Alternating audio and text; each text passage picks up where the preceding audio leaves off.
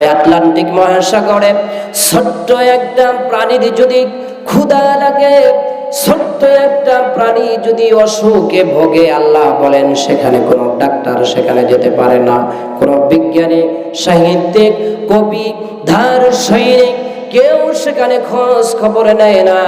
আল্লাহ বলছেন হাজার হাজার ফিট পানির নিচে আমি আল্লাহ পাক রব্বুল আলামিন সেই প্রাণীর খাবারের ব্যবস্থা করে থাকি। সুবহানাল্লাহ।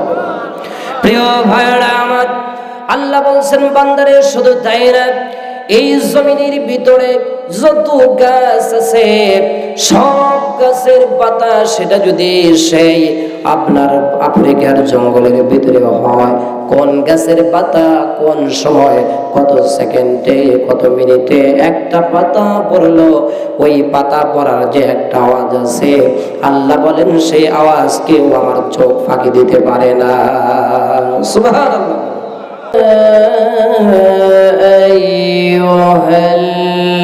আইয়ুহাল্লাযীনা আমানু তাকুল্লাহ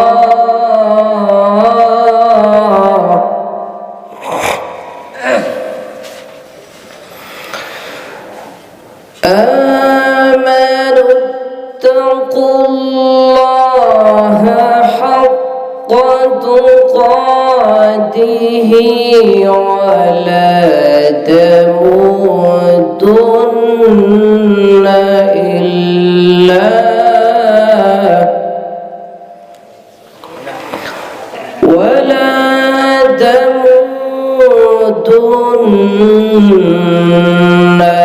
إلا وأنتم مسلمون.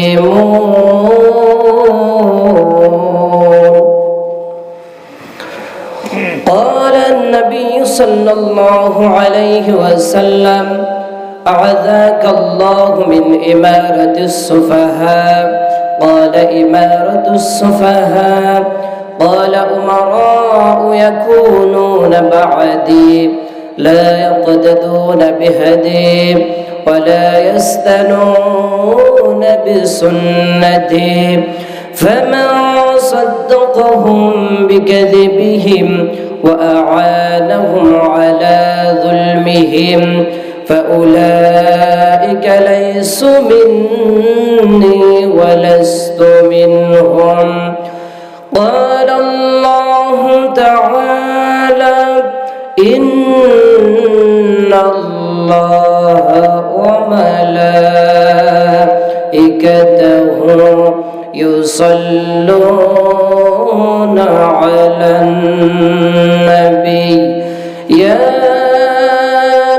أيها الذين آمنوا صلوا عليه وسلموا تسليما. মানুষ কোরআন ছাড়া কোথায় যাবে, কোন মতবাদে জীবন গড়বে, সেই জীবন ঠিকানা জানি না জানো না, সেই জীবন ঠিকানা জানি না জানো না। ও মানুষ কোরআন ছাড়া কোথায় যাবে, কোন মতবাদে জীবন গড়বে, সেই জীবন ঠিকানা জানি না জানো না, সেই জীবন ঠিকানা জানি না জানো না। ও মানুষ কোরআন ছাড়া, কোরআন দিয়ে জীবন গড়বে, কোরআন তোমার সাথী হবে, কোরআন তুই জীবন গড়বে, কোরআন তোমার সাথী হবে, কোরআন তোমায় প্রটেক্ট দেবে শেষ জীবনে। মানুষ কোরআন ছাড়া, কোরআন ছাড়া কোথায় যাবে, কোন মতবাদে জীবন গড়বে, সেই জীবন ঠিকানা জানি না জানো না, জানি না জানো না। কোরআন তোমায় শান্তি দেবে, কোরআন তোমায় আলো দেবে, কোরআন তোমায় শান্তি দেবে, কোরআন তোমায় আলো দেবে, কোরআন তোমার উকিল হবে, কোরআন তোমার উকিল হবে, সব গুনাহ মাওকুফ হবে চিরতরে। ও মানুষ কোরআন সারা কোথায় যাবে, কোন মতবাদে জীবন গড়বে, সেই জীবন ঠিকানা জানি না জানো না, সেই জীবন ঠিকানা জানি না জানো না। ও মানুষ কোরআন সারা। সকলে পড়ি আল্লাহুম্মা আমিন। পারে তার মানে ওয়াজের মঞ্চকে নাটক বানাইতে যারা পারে এদের মাহফিলে লোক বেশি। কথা বলেন তাই হয় না? এই 24 ইঞ্চি 26 ইঞ্চি 18 ইঞ্চি তারপরে মহিলা পুরুষ এগুলা আজকে মানুষের মধ্যে ওয়াজের মঞ্চে এনে এই ওয়াজের মঞ্চগুলা মাহফিলগুলাকে তারা কি নাটকের মঞ্চ বানিয়েছে। কথা বলেন ঠিক কি না? এগুলা করা যাবে না। আমাদের সঠিক কোরআন এবং হাদিস শুনতে হবে, যে থেকে আমরা হেদায়েত পেতে পারি, কিছু আমরা নিয়ে বাড়িতে যেতে পারি। কথা বলেন ঠিক কি না? তাহলে আসো, আজকের আমার আলোচনার বিষয় হলো প্রকৃত মুসলমান কারা। আমরা তো মুসলমান এখন মোটামুটি সারা পৃথিবীতে প্রায় 250 কোটি মুসলমান। কথা বলেন কত কোটি? 250 কোটির মতো মুসলমান। এখন আমাদের বাংলাদেশে আমরা কত শ্রেণীর মুসলমান আছি এখন আপনারা একটু চিন্তা ভাবনা করে দেখুন। কেউ আমরা টুপির মাধ্যমে আমরা কি আলাদা করে ফেলেছি, আবার কেউ পাগড়ির মাধ্যমে মুসলমানদেরকে আলাদা করছি, আবার কেউ জুব্বার মাধ্যমে আমরা মুসলমানদেরকে আলাদা করেছি। কথা বলেন ঠিক না? আবার কেউ কোটের মাধ্যমে আমরা জনগণকে আলাদা করে ফেলেছি। তার মানে কত ঢং আর রঙে মুসলমান যে আজকে আমাদের বাংলাদেশে আছে, যার কারণে আমি আজকে বেছে নিয়েছি যাদের ভিতরে 10টি গুণ আছে তারাই হলো প্রকৃত মুসলমান। কথা বলেন কয়টি গুণ? আর একটু জোরে বলতে হবে কয়টি? শুধু মহিলাদের জন্য না পুরুষের জন্য? এটা সবার জন্য, কারণ মুসলিম মুসলিমাত মহিলা এবং পুরুষ উভয়ের জন্য। 10টি গুণ যদি আপনাদের ভিতরে বা আমার ভিতরে যদি থাকে তাহলে আমি নিজেকে মুসলমান হিসাবে দাবি করতে পারবো আল্লাহর কাছে। মুসলমানের 10টি চরিত্র থাকা লাগবে, 10টি গুণ অন্তরের ভিতরে থাকা লাগবে। যেই ব্যক্তির ভিতরে 10টি গুণ 10টি চরিত্র থাকবে সেই ব্যক্তি হলো বর্তমান সময়ে প্রকৃত মুসলমান। সুবহানাল্লাহ বলুন। তাহলে আসুন এক এক করে আমরা জেনে নেই যে প্রকৃত মুসলমান বর্তমান সময়ে কার। আল্লাহ পাক কোরআন আল কারীমের মধ্যে সুন্দর করে ঘোষণা করে দিলেন বর্তমান সময়ে প্রকৃত মুসলমান কারা। আল্লাহ পাক রব্বুল আলামিন বলেন, ইয়া আইয়ুহাল্লাযীনা আমানু তাকুল্লাহা হাক্কা তুকাতিহি ওয়া লা তামুতুন্না ইল্লা ওয়া আনতুম মুসলিমুন। আল্লাহু আকবার বলুন। আর জোরে বলুন আল্লাহু আকবার। বিশ্বনবী বলেছেন যেই ব্যক্তি আল্লাহু আকবার সুবহানাল্লাহ আলহামদুলিল্লাহ অন্তর থেকে যেই ব্যক্তি বলবে, বিশ্বনবী বলেছেন ওই ব্যক্তির আমলনামায় আসমান এবং জমিনের নিচে যত ফাঁকা জায়গা আছে ওই ফাঁকা জায়গা সমপরিমাণ সব বান্দার আমলনামায় আল্লাহ পাক লিখে দেয়। সুবহানাল্লাহ। প্রিয় সম্মানিত ভাইরা আমার, আল্লাহ পাক বলছেন, হে ঈমানদারগণ তোমরা আল্লাহকে ভয় করো, যেভাবে ভয় করা উচিত তোমরা সেইভাবে ভয় করো। শুধু ভয় করলে চলবে না, আল্লাহ বলছেন আমাকে যেভাবে ভয় করা উচিত তোমরা সেইভাবে ভয় করো। আর তোমরা মুসলমান না হয়ে মৃত্যুবরণ করো না। কথা কা? আল্লাহ পাক বলছেন তোমরা মুসলমান না হয়ে মৃত্যুবরণ করো না। কেন আল্লাহ এই কথা বললেন? কারণ আমরা তো মুসলমানের ঘরে জন্ম, কথা বলেন ঠিক না? কেন আল্লাহ বললেন তোমরা মুসলমান না হয়ে মৃত্যুবরণ করো না? প্রিয় ভাইরা আমার, মুসলমান হওয়া এত সহজ না।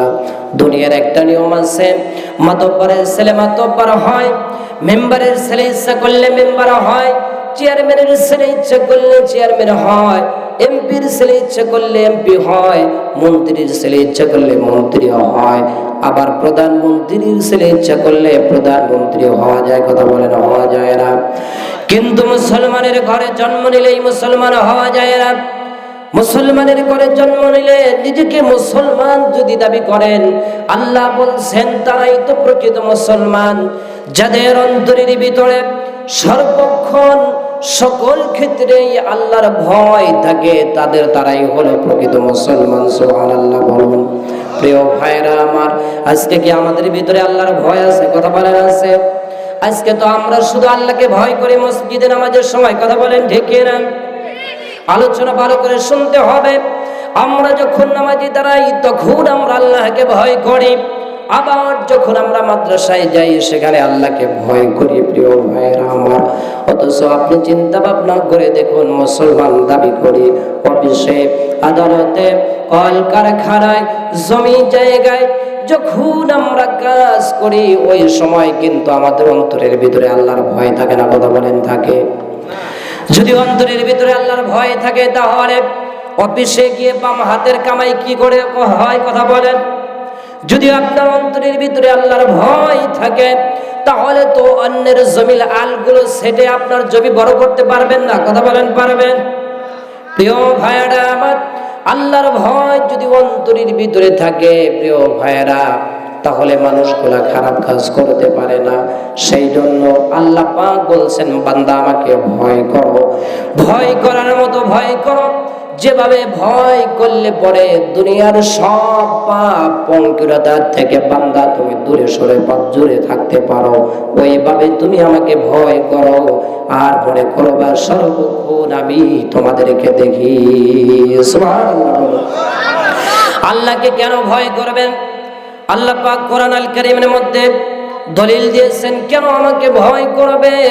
আল্লাহ পাক রব্বুল আলামিন বলেন, ওয়ায়ালামু মা ফিল বাররি ওয়াল বাহরি ওয়া মা তাসকুতু মিন ওয়ারাকাতিন ইল্লা ইয়ালামুহা। আল্লাহু আকবার বলুন। আল্লাহ পাক বলছেন বান্দা কেন তোমরা আমাকে ভয় করবে? আল্লাহ বলেন জলে এবং স্থলে, জলে এবং স্থলে যা কিছু ঘটে, যা কিছু হয় আমি আল্লাহ পাক সব দেখতে পাই, সব খবরই রাখি। সুবহানাল্লাহ বলুন। ওই আটলান্টিক মহাসাগরে ছোট্ট একটা প্রাণীর যদি ক্ষুধা লাগে, ছোট্ট একটা প্রাণী যদি অসুখে ভোগে, আল্লাহ বলেন সেখানে কোনো ডাক্তার সেখানে যেতে পারে না, কোনো বিজ্ঞানী, সাহিত্যিক, কবি, দার্শনিক কেউ সেখানে খোঁজ খবর নেয় না। আল্লাহ বলছেন হাজার হাজার ফিট পানির নিচে আমি আল্লাহ পাক রব্বুল আলামিন সেই প্রাণীর খাবারের ব্যবস্থা করে থাকি। সুবহানাল্লাহ। প্রিয় ভাইরা আমার, আল্লাহ বলছেন বান্দারে শুধু তাই না, এই জমিনের ভিতরে যত গাছ আছে সব গাছের পাতা সেটা যদি সেই আপনার আফ্রিকার জঙ্গলের ভিতরে হয়, কোন গাছের পাতা কোন সময় কত সেকেন্ডে কত মিনিটে একটা পাতা পড়লো, ওই পাতা পড়ার যে একটা আওয়াজ আছে আল্লাহ বলেন সেই আওয়াজ কেউ আমার চোখ ফাঁকি দিতে পারে না। সুবহানাল্লাহ। প্রিয় ভাইরা আমার, তাহলে আল্লাহ বান্দাকে সর্বক্ষণ দেখেন। আল্লাহ পাক আরেকটি দলিল তুলে ধরছেন বান্দা কেন তোমরা আমাকে ভয় করবে, সেটা নারী হোক আর পুরুষ হোক। আল্লাহ পাক বলেন মা ইয়ালফিযু মিন কাওলিন ইল্লা লাদাইহি রাকীবুন আতীদ। আল্লাহু আকবার বলুন। আল্লাহ পাক বলছেন বান্দারে কেন তোমরা আমাকে ভয় করবে, মা ইয়ালফিযু মিন কাওলিন ইল্লা লাদাইহি রাকীবুন আতীদ।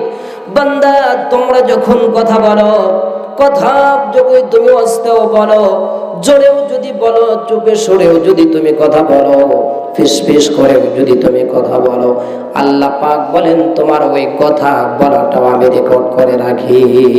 সুবহানাল্লাহ।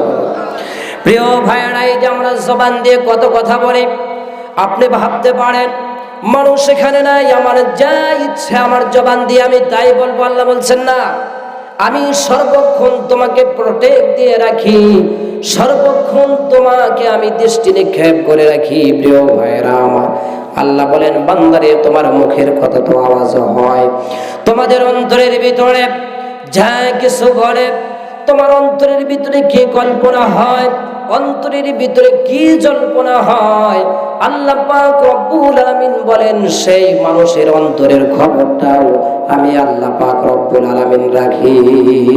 সুবহানাল্লাহ। আল্লাহ যদি এত আমাদের খোঁজ খবর রাখেন, তাহলে আমাদের বাঁচার উপায় আছে? কথা বলেন। আমরা মনে করি লোকেরা আমি গুনাহ করব, রাতের অন্ধকারে গুনাহ করব, নির্জনে আমি গুনাহ করব, একা একই আমি আছি, কেউ আমাকে দেখে না। আল্লাহ বলেন বান্দারে তুমি একা না, কিরামান কাতিবিনা ইয়ালামুনা মা তাফআলুন। আল্লাহু আকবার বলুন। আল্লাহ বলেন বান্দারে যদি তুমি কোনো ভালো কাজ করো, তাহলে তোমার ডান কাঁধের ফেরেশতা সব সময় রেকর্ড করে রাখে। সুবহানাল্লাহ বলুন। আল্লাহ পাক বলেন বান্দারে তুমি যখন খারাপ কাজ করো, গুনার কাজ যখন বান্দা তুমি করো, সঙ্গে সঙ্গে বাম কাঁধের ফেরেশতা লিখে রাখে, এক সেকেন্ডের জন্য তোমার সময় লেখা বাদ থাকে না। সুবহানাল্লাহ। প্রিয় ভাইরা, সেই জন্য ভয় করতে হবে কাকে? আরেকটু জোরে বলতে হবে কাকে? এই ভয় কিভাবে? ভয় করলে জীবনের সব পাপ থেকে বেঁচে থাকা যায়। আল্লাহ বলছেন বান্দা ভয় করার মতো তুমি ভয় করো। তাহলে আমরা জানলাম প্রকৃত মুসলমান, যাদের অন্তরের ভিতরে আল্লাহর ভয় আছে, তারাই হলো প্রকৃত মুসলমান। কথা বলেন ঠিক কিনা? সম্মানিত ভাইয়ারা আমার, কিভাবে ভয় করতে হবে ছোট্ট একটি ঘটনার মাধ্যমে আমরা জেনে নেই। আমিরুল মুমিনিন খলিফাতুল মুসলিমিন বিশ্ব নবী ইন্তেকালের পরে যিনি খলিফা হলেন তার নাম হলো আবু বকর। কথা বলেন তার নাম কি? আবু বকরের নাম আমরা শুনি নাই। কথা বলেন শুনি নাই। এই আবু বকর নবী রাসূলদের পরে আদম থেকে শুরু করে আমাদের রাসূল পর্যন্ত পৃথিবীতে যত নবী রাসূল এসেছে, নবী রাসূলদের পরে উম্মতের জান্নাতে যাবার পালা। আল্লাহ পাক রব্বুল আলামিন সকল নবীর উম্মতের ভিতরে আমাদের নবীর উম্মত হযরত আবু বকরকে সর্বপ্রথম জান্নাতে আল্লাহ পাক দেবে। সুবহানাল্লাহ। সব নবীদের উম্মতের মধ্যে সর্বপ্রথম জান্নাতে যিনি পা রাখবেন তার নাম হলো হযরত আবু বকর। সুবহানাল্লাহ। কেন? সব নবীদের উম্মতের ভিতরে সর্বপ্রথম আবু বকরকে আল্লাহ পাক কেন জান্নাত দেবে? কারণ আবু বকর আল্লাহকে এত পরিমাণ ভয় করেছে, অন্তরের ভিতরে এত ভয় ছিল আল্লাহ পাকের, যার কারণে হযরত আবু বকরকে কোনো গুনাহ স্পর্শ করতে পারে নাই। সুবহানাল্লাহ। কোনো পাপ, কোনো পাপাচার হযরতে আবু বকরকে স্পর্শ করতে পারে নাই। সুবহানাল্লাহ বলবেন না? প্রিয় ভাইরা আমার, একটু দিলের কান লাগান, মনোযোগ সহকারে একটু শুনুন। প্রিয় ভাইরা, আমিরুল মুমিনিন খলিফাতুল মুসলিমিন হযরত আবু বকরের একজন গোলাম ছিল। হযরত আবু বকরের একজন গোলাম ছিল, একজন প্রিয় ভাইরা আমার কর্মচারী ছিল। সেই গোলাম অনেক দিন যখন হযরত আবু বকরের বাড়িতে ছিলেন, আবু বকরকে ডেকে বলেন, প্রিয় ভাইরা আমার, আমিরুল মুমিনিন খলিফাতুল মুসলিমিন, দীর্ঘদিন হলো আমি আপনার বাড়িতে আছি, একটু যদি আপনি আমাকে আজাদ করে দিতেন, মুক্ত করে দিতেন, তাহলে ভালো হতো। হযরত আবু বকরের হৃদয়টা ছিল একেবারে নরম। হযরত আবু বকর এত ভালো মানুষ ছিলেন। এই গোলামের কথা শোনেন, হযরত আবু বকরের অন্তরের ভিতরে গোলামের প্রতি মহব্বত হয়ে গেল, ভালোবাসা জেগে গেল, মায়া জেগে গেল। হযরত আবু বকর বলেন, তাহলে তুমি কি আমার কাছ থেকে মুক্তি চাও? সেই গোলাম ডেকে বলেন, আমিরুল মুমিনিন খলিফাতুল মুসলিমিন, আপনার বাড়িতে যতদিন ছিলাম ততদিন আমি ভালো ছিলাম, কিন্তু আমার মনটা চায় আমি যদি একটু মুক্ত আকাশে ঘুরতে পারতাম তাহলে ভালো হতো। আমাকে যদি আপনি কোনো কিছুর বিনিময়ে আমাকে আজাদ করে দিতেন তাহলে ভালো হতো। প্রিয় ভাইরা আমার, হযরত আবু বকরের কাছে গোলাম বললেন, তাহলে কিছু টাকার বিনিময়ে আপনি আমাকে আজাদ করে দেন, মুক্ত করে দেন। হযরত আবু বকর সেই শর্তে তাকে সেই গোলামকে ছেড়ে দিলেন, মুক্ত করে দিলেন। সেই গোলাম প্রতিদিন কাজ করেন, সন্ধ্যা বেলায় যেই টাকা হয় সারাদিন তিনি কাজ করেন মানুষের বাড়িতে, ওই টাকা কাজ করে যেই টাকা পায় ওই টাকা এনে প্রতিদিন হযরত আবু বকরের কাছে দেয় গোলাম থেকে মুক্তি হওয়ার জন্য। সম্মানিত ভাইরা আমার, এভাবে করে হঠাৎ একদিন হয় সেই গোলামটি আবু বকরের কাছে কিছু খাবার নিয়ে আসলেন। রাতের অন্ধকারে, বেলা যখন ডুবে গেল, রাতের বেলায় তিনি কিছু খাবার এনে হযরত আবু বকরের কাছে দিলেন। আমিরুল মুমিনিন খলিফাতুল মুসলিমিন, এই খাবারটুকু একটু গ্রহণ করুন, কারণ আজকে আমি সারাদিন কাজ খুঁজে পাই নাই, আমি কোনো জায়গায় কাজ করতে পারি নাই, কেউ আমাকে টাকা দেয় নাই, যার কারণে নগদ টাকা আপনার কাছে দিতে পারলাম না, কিন্তু আমি কিছু খাবার আপনার জন্য আনছি, আপনি যদি গ্রহণ করেন তাহলে ভালো হতো। প্রিয় ভাইরা আমার, হযরত আবু বকরের মনটা ছিল একেবারে সহজ সরল, তার মনটা ছিল নরম, তিনি একজন দয়ালু মানুষ ছিলেন। প্রিয় ভাইরা আমার, সেই গোলামের কথা শুনে তিনি আর দেরি করলেন না, খাবার গ্রহণ করলেন। খাবার গ্রহণ করার পরে মনে হলো, অর্ধেক খাবার যখন তিনি শেষ করলেন, মনে হলো এই যে গোলাম যে আজকে আমাকে খাবার দিয়েছে, এই খাবার কোন টাকা দিয়ে কিনেছে সেটা তো আমি তাকে জিজ্ঞেস করি নাই। কিভাবে তিনি উপার্জন করেছেন, প্রত্যেক দিন কিভাবে সে টাকা আমার কাছে এনে দেয়, কিভাবে উপার্জন করে, সেই টাকাগুলো আমার কাছে দেওয়ার আগে জিজ্ঞেস করি, কিন্তু আজকে খাবার এনে আমাকে দিল, কিন্তু আমি জিজ্ঞেস করলাম না। অর্ধেক খাবার যখন শেষ হলো তখন তার মনের ভিতরে এটা উদয় হয়ে গেল। ডাক দিয়ে গোলামকে বলে, গোলাম রে, আজকে তুমি সারাদিন কোনো কাজ পাও নাই, কোনো বাড়িতেও কাজ করতে পারো নাই, নগদ অর্থ দিতে পারো নাই, খাবার আমার জন্য আনছো, বলো এই খাবার তুমি কোন টাকা দিয়ে কিনেছো? সম্মানিত ভাইরা আমার, সেই গোলাম বলে, আমিরুল মুমিনিন খলিফাতুল মুসলিমিন, আমি যতদিন হলো আপনার বাড়িতে আমি গোলাম ছিলাম, কোনোদিন আমি মিথ্যা কথা বলে নাই, কারণ আপনার চরিত্র দেখে, আপনার ভালোবাসা দেখে, আপনার মাধুর্যতা দেখে আমি শিক্ষা গ্রহণ করেছি, আপনি কোনোদিন মিথ্যা কথা বলেন নাই। আমি ওই দিন থেকে শপথ দিয়েছি যে আমার মালিক যেমন আমিও তেমন হওয়ার জন্য চেষ্টা করব, আমিও জীবনে কোনোদিন মিথ্যা কথা বলবো না। সুবহানাল্লাহ।